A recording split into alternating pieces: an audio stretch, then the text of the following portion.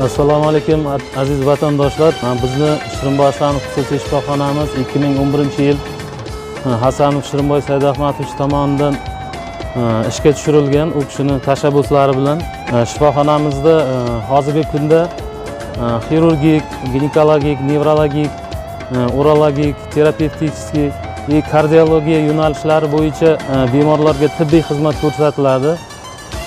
Ambulator va statsionar sharoitida bemorlarimizga xizmat ko'rsatiladi.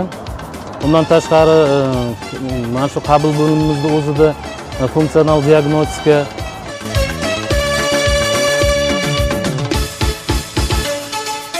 statsionar va ambulator sharoitda bemorlarimizga xizmat ko'rsatiladi. Fizioterapiya xizmatlari ko'rsatiladi.